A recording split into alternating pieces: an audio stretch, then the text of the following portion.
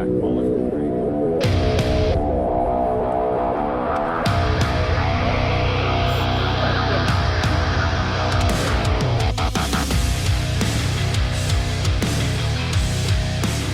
Welcome back to the channel, everyone. Captain CA here, and as you can see, I'm back in Louisiana. In fact, I'm staying here at the beautiful Cypress Cove Resort and Marina here in Venice. I'll be here for the next several weeks, but today we're talking all about frog fishing. Frog fishing here in the marsh for big redfish. Interested? You're going to want to watch this because you're going to take some of these techniques and be able to use them on speckled trout in certain areas, and of course redfish and bass everywhere. Let's get back to the action, and I'll see you back here in a little bit.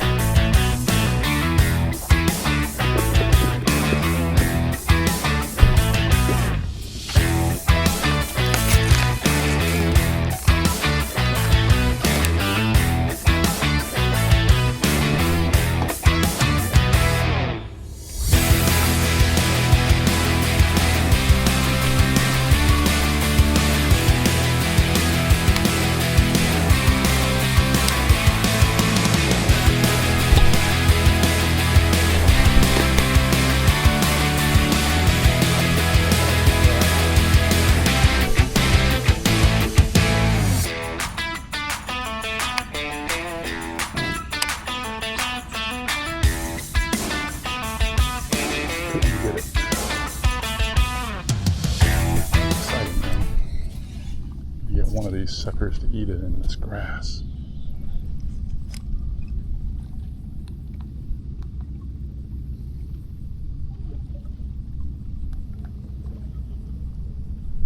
Stingrays, black drum, few sheep's head. It is definitely a spot where there's some shellfish in here. Better not.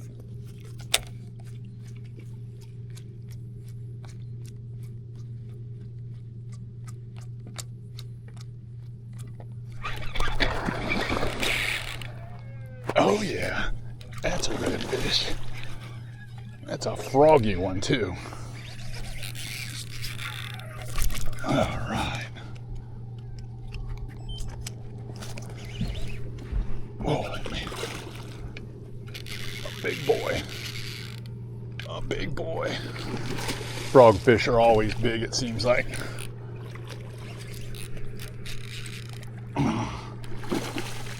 He wanted Kermit, he got him. He was just sitting there in that flow. Keep him off the back of my boat. I tell every one of my clients, don't let the fish take you past the console or you'll regret it. That's exactly what this guy's trying to do. Oh man, he got that thing down too. Whew.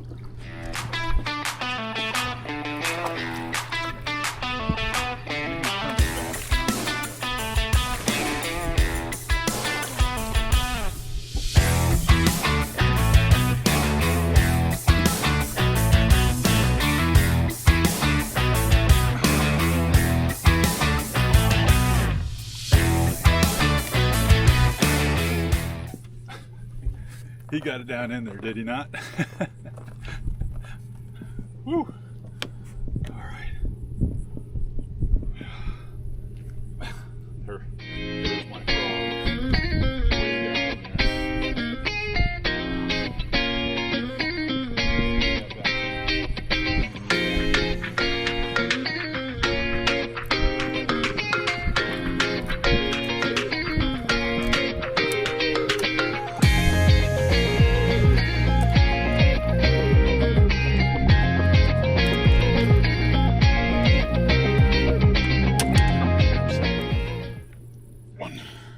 One quick pick and we'll put them back in the water. Frog fishing, I've lost 2 frogs doing this today. These guys are smashing them here. I'll give you a tackle breakdown in a second. Let's bring this guy back to life. Woo! I didn't have to. I got him back faster than I thought I would. All right, let's break it down real quick. That's what he did to my frog. He smashed the line attachment all the way down to the bend of the hook. So I'm gonna have to try to reshape this guy. Wow, just wow, what a hit. About rename this thing.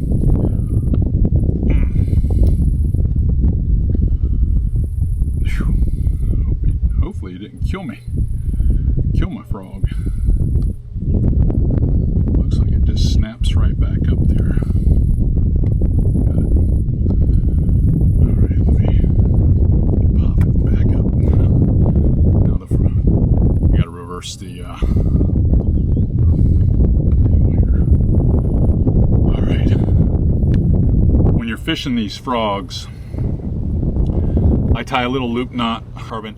I'll tie a Palomar knot. I tried it twice today with braid, 40-pound braid, and it broke 2 fish off. So don't do it with braid. It just doesn't hold up. The other thing I like to do is I like to shorten the legs because the legs hang way down. So I put them together and make one clean clip. They just walk a little bit easier that way. So a very short piece, maybe 15, 16 inches of 25-pound mono, and I'm good to go here. And it's working out great. I mean, really good. I lost one where I pulled it off, and then since I lost the 2 on the braid, and I just caught that one, so thoroughly happy. If you're looking for a rod to do this, I'm usually throwing my 7.4 medium heavy fast 40-pound Diamond Gen 3 braid, and this is a Bates 150. This is the 8-to-1 gear ratio. But this setup here does a really good job for a lot of different baits, but when you're frog fishing in these lakes and ponds for both bass and for redfish, it's really my go-to. It allows for some long casts, a big swing, and now that I figured it out, I won't lose anymore. Now you can see how explosive the strikes are when you're frog fishing for redfish. When they discover that frog above their head working through that grass, you can only imagine what they see in front of them. They see all that hydrilla and they're moving through it, and then they see that frog and they see the legs on the frog just swinging back and forth, almost like a feather hook on the back of a topwater. It drives them nuts, and the hits are, I mean, popping hard. Now, whether they actually think it's a fish, like a finger mullet, or if they think it might be a crab walking across the top of the grass, or an actual frog, or even a mouse. I've seen them take mouse and ducks out here. It's nuts. I mean, the possibility to catch a 45-inch redfish out here looms large on a daily basis. It's nothing out of the ordinary. Now, I typically buy these scum frogs or these spro frogs most of the time. I feel like they hold up the best for the money. You're going to spend $10 to $15 on these products. But I can generally get, as you saw me put that frog back together in the video so far, I can get usually 4 or 5 good fish out of a frog before they totally destroy the hooks and everything. So to me, it's worth the investment just to have the experience of what happens with a frog. But the rod is likely the most important component to the whole system, because you got to have a rod that you can not only pitch with, skip with, because lots of times I'm skipping this up underneath willow trees and zones like that, and at home sometimes even docks and mangroves. But you got to have a rod that can really drive that hook home, because the way these things are set up, these hollow body frogs, the hooks are kind of tucked into the body. So you got to have a rod that has a little bit of give at the tip, okay? Just a little bit so they can get a hold of it. But then it's got to have a lot of backbone down here that you can really drive those hooks home, because if you really get a good look at these hooks, it's a heavier gauge wire on these hooks. So, I mean, you got to try. I think that's what makes this so much fun, is you get to strike the fish. I have at Fitzgerald. This is my FlatsClass inshore series. Now this won the award at ICAST in 2025. And here's the specs you're going to want. You're going to want a 7.4 medium heavy fast. Now this fast is between fast and mod fast, which makes it the perfect rod, I think, for this setup. Like I said in the video, I'm throwing it with 40-pound braid and a short piece of mono, maybe 18 inches of mono, and that's it. And the whole goal is you want to be able to walk the dog with it and then stop it from time to time, and then maybe just pulse it like that through the grass, the top of the grass. See, all the hydrilla is laid over on the surface, so there's clear channels, there's pockets, and then there's spots where it's just really sparse. And when I get that little pink glow that I can see in the water, I throw up ahead of it and I work it right over its head. And if I see that fish turn on it, I know he's going to hit it. In fact, that fish I just caught, you saw that exact same thing happen. Now I'm going to switch gears on you and send you to the next day when a good friend of mine, Jimmy Tintle, showed up, because he was one of my first clients out here. And then I got him to experience the frogs, and he didn't miss like he did in the beginning of the video. Let's go there now. Yeah, there you go. Oh, there was a tail right there. Didn't see it. Keep working it. Work it vigorously.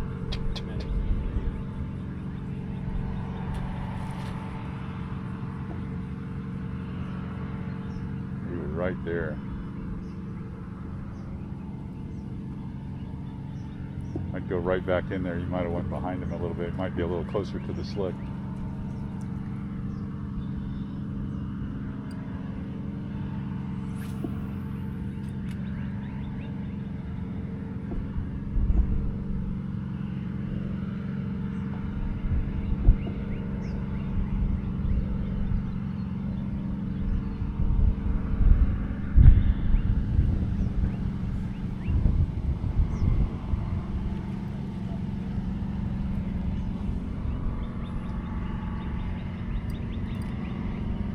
There he is, he just tailed again. You're a little too far right. I think he's closer to the other side. Just tailed again. Unless it's not a red and it's a sheep's head or a drum.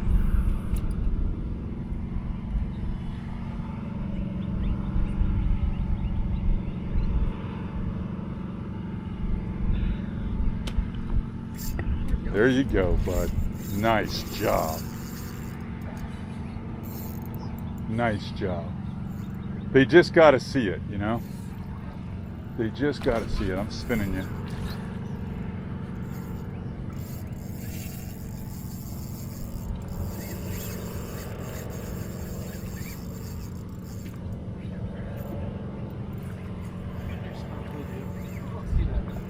You're going to get him. He's trying to stay out here in the middle. He's a better fish than you think he is. It's just so fun to watch those things come up and smash it like they're eating an orange off the top of the surface. I'm going to go ahead and put the pole down.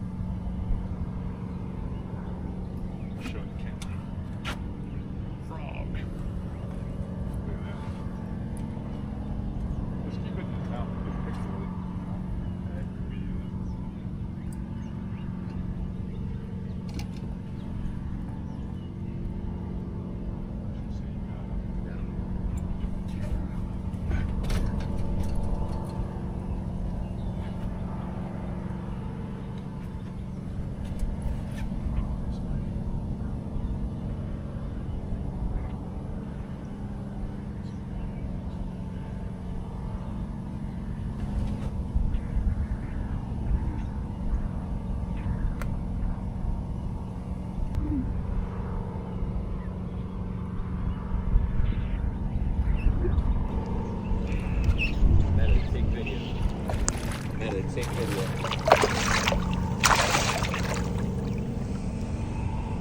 Thank you, sir. Fun to have it happen that way. Fun to have it happen that way. If you thought this video was exciting, I've got a lot more to come. But I gotta admit, this was the most fun I've had since I've been out here. I've been out here about a week already. And this video was not only fun to shoot, it was a lot of fun to relive it as I edited it. It was amazing. If you want to learn more about inshore fishing, the tackle how-to, the techniques, all the know-how you'll need to be a better inshore angler, then go over to FlatsClassUniversity.com.